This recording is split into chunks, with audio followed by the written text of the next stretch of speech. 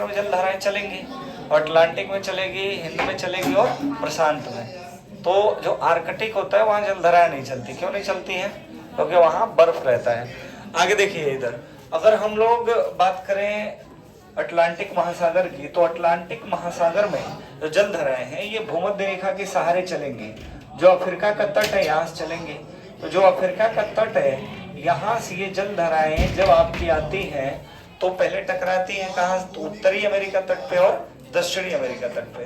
तो जब यहाँ टकराएंगी तो ये जल धाराएं ऊपर की तरफ जाएंगी और कहाँ जाएंगी? नीचे की तरफ जाएंगी। तो ऊपर की तरफ जैसे जैसे ये जाती है फिर ये यूरोप के तट से टकरा के यहाँ आ जाएगी, नीचे वाली दक्षिणी अमेरिका के साथ ऐसे टकरा के यहाँ चली जाएगी। तो बस ध्यान ये देना है कि जहां भी जिस तट पे जाएगी, जिस जगह पे जाएगी, वहां पे इसका नाम क्या होता है? बदलता जाता है। तो यहाँ से जो जल धाराएं चलती हैं इनमें विषुवतीय नाम जरूर होगा, क्योंकि ये किसके सहारे चल रही हैं? विषुवत के। तो आप देखेंगे कि NAEC लिखे हैं, नॉर्थ अटलांटिक इक्वेटर करेंट। इसे क्या कहेंगे? उत्तर विषुवतीय जल धारा। क्या कहेंगे? उत्तर विषुवतीय जल धारा। और इसे क्या कहेंगे? दक्षिण विषुवतीय जल धारा। तो सवाल कैसे आएगा? ठंडे गर्म से अगर आएगा तो जिसमें भी विषुवतीय होगा तो आप समझ जाएंगे कि ये क्या होगी? गर्म होगी। क्यों? विषुवत रेखा के पास जा रही है, इसका मतलब भूमध्य रेखा के पास जा रही है, तो वो कैसी होगी? गर्म होगी। तो चाहे प्रशांत में दे चाहे अटलांटिक में दे, अगर लिख दिया कि विषुवतीय जल धारा तो आप जान जाना ये क्या है? गर्म है। तो लिख के आएगा उत्तर अटलांटिक विषुवतीय जल धारा कैसी है? गर्म है। या दक्षिण विषुवतीय जल धारा कैसी है? तो गर्म है। अब मैंने बताया कि ध्रुवों की तरफ से आएंगी तो क्या होंगी? ठंडी होंगी। तो जैसे जैसे ये जाती है गर्म रहती है, लेकिन वापस आते ये ठंडी हो जाएगी। तो आप ध्यान से इसको समझिएगा। उत्तर विषुवतीय जल धारा, दक्षिण विषुवतीय जल धारा, ये आएंगी दक्षिणी अमेरिका के तटों तक। तो जब मैक्सिको के खाड़ी से पहले आती है तो इसका नाम हो जाता है एंटीलीज की धारा। क्या नाम हो जाता है? एंटीलीज की धारा। तो अटलांटिक महासागर की ये सभी जल धाराएं हैं, तो ये अभी गर्म रहेगी। जैसे मैक्सिको खाड़ी के पास आएगी, ये फ्लोरिडा तट है, उत्तरी अमेरिका का सबसे बड़ा प्रायद्वीप कहा जाता है फ्लोरिडा को। तो फ्लोरिडा से टकराएगी तो इसका नाम क्या हो जाएगा? फ्लोरिडा की धारा। और फ्लोरिडा जब आगे बढ़ती है तो इसका नाम पड़ता है क्या? Gulf stream. तो याद रखना कि गल्फ स्ट्रीम जब जाती है तो यूरोप में तापमान बढ़ा देती है। तो गल्फ स्ट्रीम को यूरोप का गर्म कंबल कहते हैं। क्या कहते हैं? यूरोप का कंबल कहते हैं, क्योंकि तापमान बढ़ा देती है। लेब्राडोर जो आती है ये उत्तरी अमेरिका के पूर्वी तट पे क्या करती है? तापमान गिरा देती है। इसलिए मैं कई बार बताया कि न्यूयॉर्क में यहाँ बर्फ पड़ता है तो यहाँ लंदन में नहीं पड़ता, जबकि वो उच्च अक्षांश होते हैं। बात समझ रहे हो? क्योंकि लेब्राडोर तापमान गिरा देगी, गल्फ स्ट्रीम इधर उठा देगी, इसका तापमान बढ़ा देगी। और जहां ये दोनों जल धाराएं टकराती हैं वहां एक घास निकल के आती है, प्लैंकटन कहते हैं उसे। क्या कहते हैं? प्लैंकटन। इससे क्या होती है? मछलियां खाने के लिए एकत्रित होती हैं। तो यह दुनिया के बड़े फिशेस बैंक है, जैसे ग्रीड बैंक है, फिर आपका न्यूफाउंडलैंड है, नाम सुना है क्या? डॉगर बैंक है। ये क्या है? मछलियों के बहुत बड़े व्यापार केंद्र हैं, वहां मछलियां पकड़ी जाती हैं। तो ये दो अलग स्वभाव की जल धाराएं मिलती हैं तो प्लैंकटन निकलती है। और गल्फ स्ट्रीम जब घूम जाती है, बरमूडा ट्रायंगल वाला एरिया ही है। बरमूडा ट्रायंगल का नाम सुनते होगे तुम लोग, है ना, जहाँ ग्रेविटी ज्यादा काम करती है। तो यहाँ से ये मैग्नेट थम जाता है, जो अर्थ के आंतरिक संरचना में पढ़ाया था, भूचुंबक का तो पढ़ाया था। तो ये जो जल धारा है ना, यहाँ से ये घूम जाती है, एक चक्र में घूम जाती है। तो बड़ा एक पॉपुलर सवाल पूछा जाता है ना कि किस महासागर का कोई तट ही नहीं है, किस सागर का कोई तट नहीं है? सारगेसो सागर। क्या नाम दिया गया इसका? सारगेसो सागर।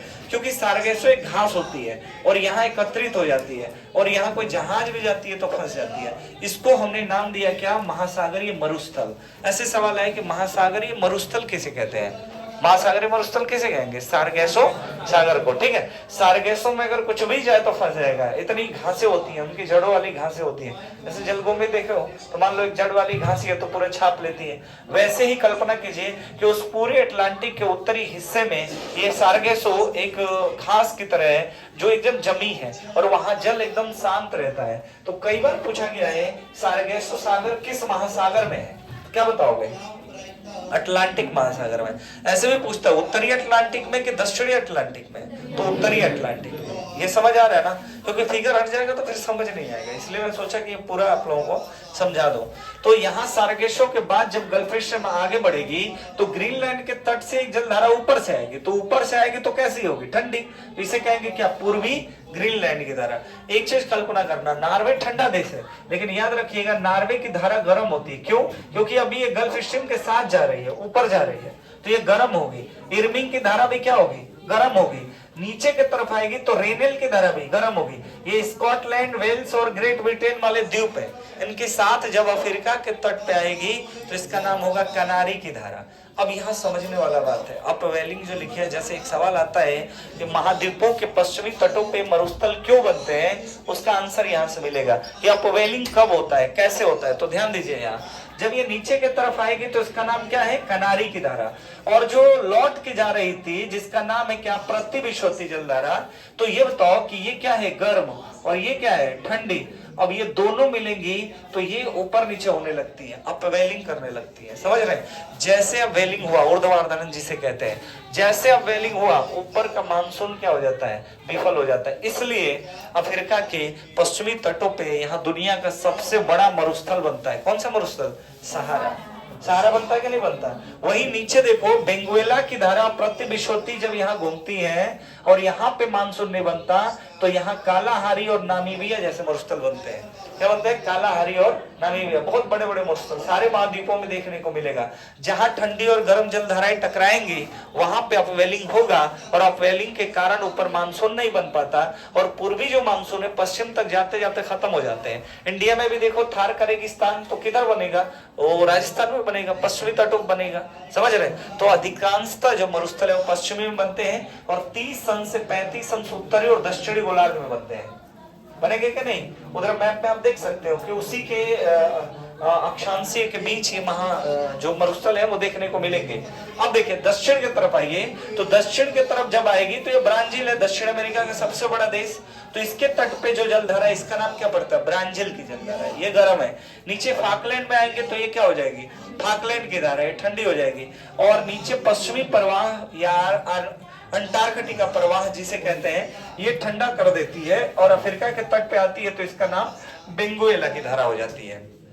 अब देखिए यहां से चले तो कितनी जलधारा है, उत्तर विश्वती जलधारा, उत्तर विश्वतीय या प्रति विश्वती जलधारा। उसके आगे आई तो एंटीलीज की धारा, उसके आगे आई तो फ्लोरिडा की धारा, फिर गल्फ स्ट्रीम की धारा, इरमिंग की धारा, नॉर्वेजियन की धारा, रेनेल की धारा, कनारी की धारा, पूर्वी ग्रीनलैंड, लेब्राडोर, ब्राजील, फाकलैंड, पश्चिमी प्रवाह और बेंगुएला। इतनी जलधाराओं को नाम देके ऐसे पूछेगा कि ये जलधारा किस महासागर में चलती है, क्या बताएंगे, अटलांटिक में। अब आपसे पूछा जाएगा दूसरा सवाल अगर आता है तो ऐसे पूछा जाता है कि ये गर्म है या ठंडी है। तो मैं उम्मीद कर रहा हूं कि मैक्सिमम को आप बता लेंगे कि कौन गर्म है और कौन ठंडी है। क्यों, इसके पास से जितनी जा रही है। कंफ्यूजन कहाँ होता है, जैसे नार्वे की धारा, नार्वे की गर्म है जलधारा है, ठंडी नहीं है। अभी आप जानते हैं नार्वे के लोग आग पे नाचते हैं, ठंडा देश है, बर्फ पड़ता है ना, लेकिन नीचे से जा रही है ना तो अभी गर्म रहती है। वैसे फाकलैंड में आओगे तो ये ब्रिटेन का द्वीप है, दक्षिणी अमेरिका का नहीं है, लेकिन यहाँ भी क्या हो जाता है, ठंडी हो जाती है जलधारा, पश्चिमी प्रवाह के साथ ठंडी हो जाती है, क्योंकि ये जलधाराएं नीचे से चलती हैं। देख रहे हो नीचे वाला जो आर्कटिक के सफेद वाला दिख रहा है, तो ये क्या कर देगा, ठंडा कर देगा, उत्तरी ध्रुव के पास जाएंगे तो। वैसे ही दक्षिण ध्रुव के और उत्तरी ध्रुव के पास से जो आ रही है पूर्वी ग्रीनलैंड की धारा या लेब्राडोर की धारा, ये सभी क्या हो जाती है, ठंडी जलधारा। समझ आ रहा है क्या। और यहाँ पे जहां भी ये टकराती है वहां फिशेस बैंक है, जैसे डॉगर बैंक, बड़े बड़े बैंक है ना, न्यू फाउंडलैंड नाम सुना होगा, मछली पकड़ने वाले केंद्र है। और सार्गेसो के बारे में आप याद रखेंगे, सार्गेसो सागर कैसा सागर है, ये तो महासागर में एक सागर है, और इसको महासागरीय मरुस्थल कहते हैं। क्या कहते हैं, महासागरीय मरुस्थल। और यह चीजें फंस जाती हैं। तो ये गल्फ स्ट्रीम, गल्फ का मतलब खाड़ी होता है, मैक्सिको से उठ रही है, स्ट्रीम का मतलब धारा, तो गल्फ स्ट्रीम की धारा कैसी जलधारा है, ये तो गर्म जलधारा है। ठीक है, ठीक है, समय हो गया है, इसको आप बना लेंगे, टेलीग्राम में भेज दे रहे हैं।